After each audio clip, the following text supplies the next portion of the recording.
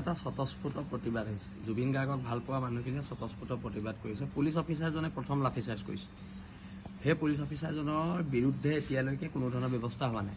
এতিয়া কথাটো হৈছে জুবিন গাৰ্গক লৈ চৰকাৰ হওক, বিৰোধী হওক বা অন্যান্য ৰাজনৈতিক দলসমূহ হওক, তেওঁলোকে এটা ৰাজনৈতিক পৰিৱেশৰ সূচনা কৰিব বিচাৰিছে। এতিয়া সকলো দলে লগ হৈ কিয় নকয় যে জুবিন গাৰ্গে ন্যায় নোপোৱালৈকে অসমত নিৰ্বাচন নহয়? সকলো দলে সেইটো কথা ক'ব লাগিছিলে। সেই কথাটো কিন্তু কোনো দলে কোৱা নাই। এতিয়া কথাটো হৈছে জুবিন গাৰ্গৰ ন্যায়ৰ বাবে যিটো প্ৰতিবাদ আমি দেখিছোঁ এইটো স্বতঃস্ফূৰ্ত। এইটো কোনোবা ৰাজনৈতিক সভালৈ পইচা দি অনা মানুহ নহয়। এইখিনি এই মানুহখিনি হৈছে জুবিন গাৰ্গক প্ৰকৃত ন্যায় বিচৰা অসমৰ থলগিৰি মানুহ। এতিয়া এটা প্ৰশ্ন হ'ল যে আমি এই চৰকাৰৰ দিনত বহুত এনকাউণ্টাৰ দেখিলোঁ, কিন্তু শ্যামকানু মহন্তই হওক, সিদ্ধাৰ্থ শৰ্মাই হওক, অসমৰ জাতীয় জীৱনত কি এনে ইহঁতৰ অৱদান আছে যে সিহঁতক দুটা গুলি মাৰিবলৈ অসম পুলিচ বা অসম চৰকাৰে সাহস কৰা নাই? এনেইতো কথাই প্ৰতি এনকাউণ্টাৰ, বুলডেজাৰ আমি ইয়াত দেখি আছিলোঁ। অসমৰ জনগণে সেইটোৱে ভাবিছিলে যে একেটাই হ'ব, বিশেষকৈ জুবিনদাৰ ক্ষেত্ৰত একেটাই হ'ব বুলি ভাবিছিলে। কিন্তু এতিয়া ইয়াত ন্যায়ৰ কথা আহিছে, ইয়াত এতিয়া বিভিন্ন কথা আহিছে। কিন্তু আগৰ এনকাউণ্টাৰবিলাক হওঁতে, আগত যেতিয়া বুলডেজাৰ চলিছিলে তেতিয়াতো এইবিলাক কথা আমি শুনা নাছিলোঁ। এতিয়া কেনেকৈ শুনিছোঁ? মানে who is Siddhartha Sharma and Shyamkanu Mahanta? সিহঁতৰ জাতীয় জীৱনত কি এনে অৰিহণা আছে যে সিহঁতি নহ'লে অসমৰ জাতীয় জীৱন পিছ পৰি যাব, অসমত খিলঞ্জীয়া আধিপত্যবাদ পিছ পৰি যাব সিহঁতি নাথাকিলে? এই কথাবিলাকে মানুহৰ মনত হুদুৱাইছে আৰু মানুহে এনকাউণ্টাৰ বিচাৰিছে। জেলত আছোঁ, বহুতবাৰ জেলত আছোঁ। স্পেচিয়েল কোটা মানে কি হয় স্পেচিয়েল কোটা? কিন্তু কথাটো হৈছে কি, বাক্সা জেলত যদি কোনো নাই, আমাৰো আগৰ কেছ আছে, আমাক ঘূৰাই দিয়ক, হয় নে নহয়? এতিয়া অসমৰ সৰ্বস্তৰৰ জনগণ বাক্সা জেললৈ যাবলৈ সাজু হৈছে।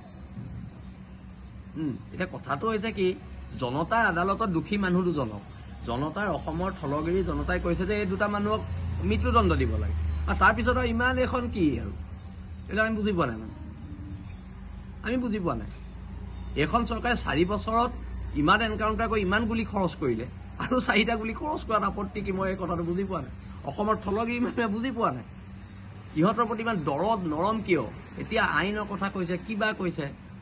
যোৰহাটত যেতিয়া এটা হত্যাকাণ্ড হৈছিলে, ৰাতিৰ ভিতৰত ল'ৰাটোক এনকাউণ্টাৰ কৰিছে। আৰু এনেকুৱা অলেখ উদাহৰণ আছে। ক'ৰবাত বোলে কোনোবাই ভুল কৰিছে, লগে লগে বুলডেজাৰ চলিছে। আজি শ্যামকানু মহন্তৰ ঘৰটো কেনেকৈ আছে? কিয় তাত বুলডেজাৰ হাতোৰা পৰা নাই? কথাবিলাক তাত।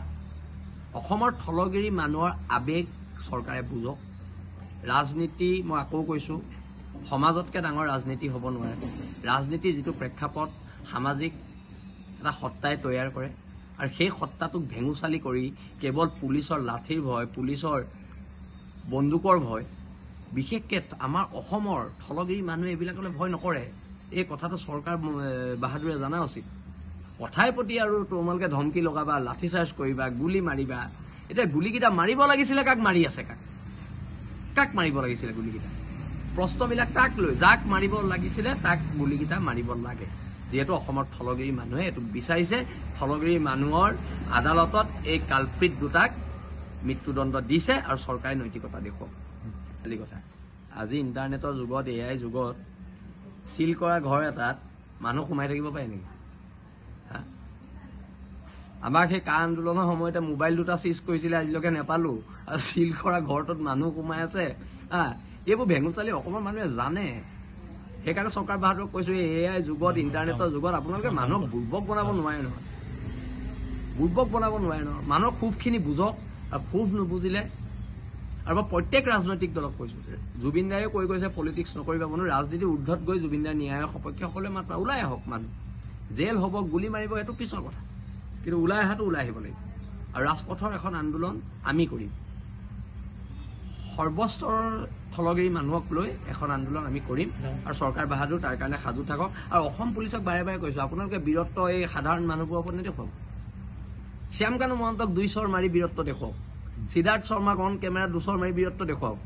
সাধাৰণ মানুহবিলাকক আপোনালোকে 2 চৰ 3 চৰ লাঠিচাৰ্জ কৰি বীৰত্ব দেখুৱাইছে। লাজ লগা নাই আপোনালোকৰ?